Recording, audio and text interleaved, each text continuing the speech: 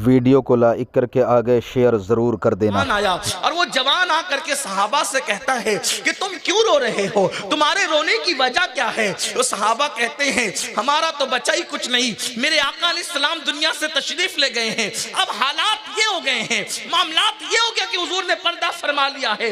अल्लाह अकबर। मेरे प्यारे आका अलैहिस्सलात व तस्लीम के प्यारे दीवानों, सहाबा कहते हैं हुजूर का रुख अनवर अब हमारी नजरों से ओझल हो गया है, आमिना का लाल दुनिया से तशरीफ ले गया है, हमारा चांद पर्दे में चला गया है। आने वाला जवान जब ये दास्तान सुनता है तो वो रोने लगता है, वो भी आओ बुका करने लगता है। आखिरकार उस जवान से कोई पूछता है तू क्यों रो रहा है, तो कहा कि मैं नबी ये पाक का फिलहाल सहाबी नहीं हूँ, इसलिए कि मैंने कलेमा तो पढ़ा है लेकिन अभी तक उनकी जियारत नहीं की है। घर से चला था ये तमन्ना लेकर कि उनकी जियारत कर लूंगा और जुमरे सहाबा के अंदर मैं भी शामिल हो जाऊंगा, मेरा शुमार भी रसूलुल्लाह के सहाबा में होने लगेगा। लेकिन अफसोस मेरी ये तमन्ना पूरी ना हो सकी। ये अर्जी जब उसने लगाई तो किसी ने ये मामला सैयदना मौलाए कायनात तक पहुंचाया। अली देखो एक जवान आया है जो हुजूर की जियारत की नियत लेकर आया है, आका का विसाल हो गया, अभी तक उसने जियारत नहीं की। मौलाए कायनात ने अल्लाह अकबर इरशाद फरमाया अभी उस जवान को बुला लो, उस जवान को बुला लो, इसलिए कि अभी हुजूर अलैहिस्सलाम को कब्र अनवर में आराम के लिए लिटाया जा चुका था। सरकार अलैहिस्सलाम के जसद मुबारका को कब्र शरीफ के अंदर लिटा दिया गया था, मगर अभी तक मिट्टी मुज़य्यन नहीं की गई थी कब्र अनवर पर, मिट्टी सजाई नहीं गई थी कब्र अनवर पर। तो हजरत मौला मुश्किल कुशा ने फरमाया इस सआदत से उसे महरूम क्यों रखें, उसे बुला लो। उस जवान को बुलाया गया, वो जवान आया, आने के बाद अभी हुजूर अलैहिस्सलाम की कब्र अनवर पर मिट्टी सजाई नहीं गई है, चेहरे अनवर से कपड़ा हटाया गया और उस जवान को कहा गया हुजूर के दीदार की तमन्ना लेकर आने वाले, ले देख ले आमिना के लाल का चेहरा देख ले, आफताब रिसालत को देख ले, महताब नबुव्वत को देख ले। उस जवान ने अब जरा तसव्वुर करना,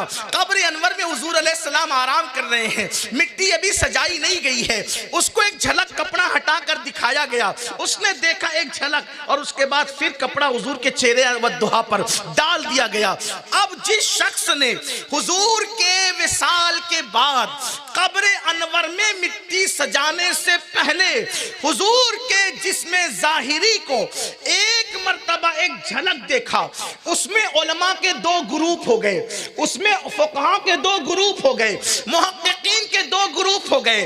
कुछ लोग कहते हैं कि वो सहाबी हैं, कुछ लोग कहते हैं वो सहाबी नहीं है, लेकिन दोनों एक मामले पे दोनों मुत्तफिक हो गए।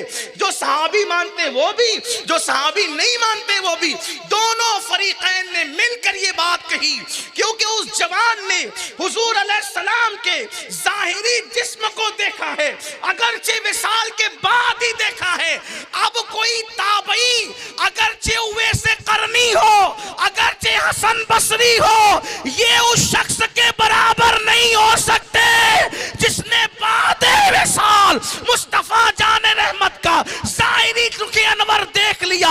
और कोई गौस, कोई कुतुब, कोई अब्दाल भी उस शख्स के मर्तबे को नहीं पहुंच सकता जिसने एक झलक मुस्तफा जाने रहमत को विसाल के बाद देखा हो। अब आप मुझे बताएं, जो बादे विसाल एक मर्तबा मेरे नबी का चेहरा कब्र अनवर में लिटाने के बाद देख ले, कोई गौसो कुतुब उसके बराबर नहीं हो सकता।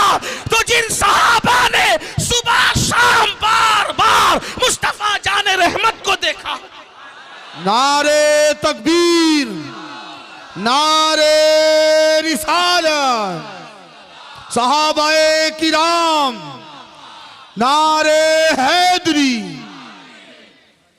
बार बार देखा, हुजूर के पीछे नमाजें पढ़ी, हुजूर की तकरीरें सुनी, हुजूर के खुतबात सुने, हुजूर की मुस्कुराहटें देखी, हुजूर से मुसाफा किया, हुजूर के पीछे पीछे चले, हुजूर चले तो उनके पीछे घोड़े दौड़ाए। जिन घोड़ों की टाप से लगने वाली धूल की कसम अल्लाह ने कुरान में याद फरमाई। जरा अंदाजा है आपको मेरी कौम के जवानों, अंदाजा है जब तुम सहाबा पे गुफ्तगू करते हो तो गुफ्तगू किस पे करते हो? कभी ध्यान तो दो, ये बात अच्छी तरह याद रखना, कब्र में कोई मुहक्किक और कोई मौलवी और कोई खतीब बचाने नहीं आएगा।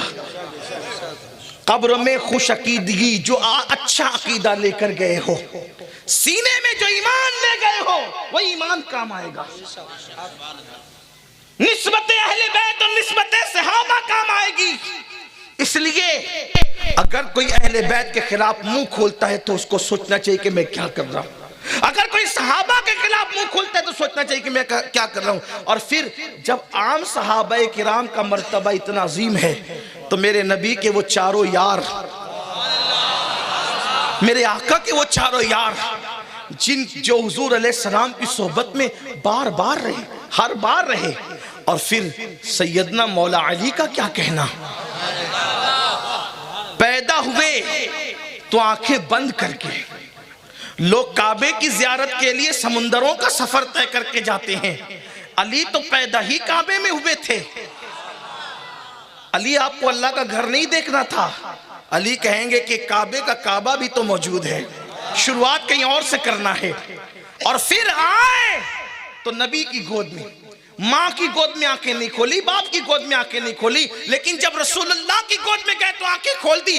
और सबसे पहले जिसका चेहरा देखा अली ने, वो मुस्तफा जान रहमत का चेहरा देखा, ये अली है। और फिर सिद्दीक अकबर रदी अल्लाह ताला कुर्बान जाए, बचपन से मेरे नबी के दोस्त थे, बचपन से नबी के साथी, जिसको बचपन से हुजूर का साथ मिला हो, ये सैयदना सिद्दीक अकबर है।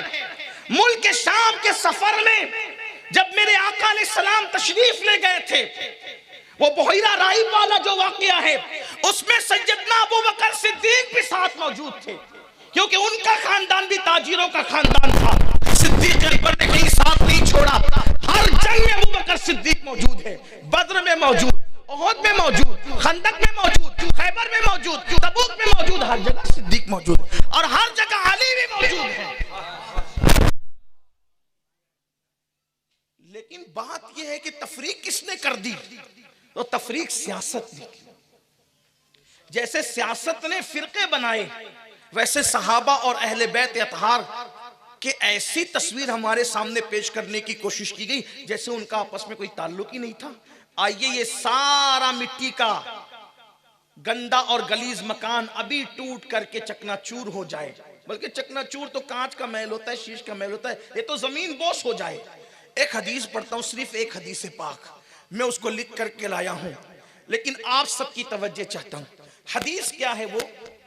उसके रावी हजरत अबू हुरैरा है, किताब का नाम है नूरुल अबसार, आलिम का नाम है जिसकी किताब है शोरे आफाक तस्दीर नूरुल अबसार, जिनकी है वो है अल्लामा मोमिन रहमतुल्लाहि ताला अलैह की किताब। उसका तर्जुमा उर्दू जबान में भी है और उसका तर्जुमा करने वाले अल्लामा गुलाम रसूल रज़वी, उन्होंने ये तर्जुमा किया है। अब आइए वो हदीस में पढ़ता हूं। हदीस क्या है? अब मैं कुछ नहीं, सिर्फ जबान मेरी है,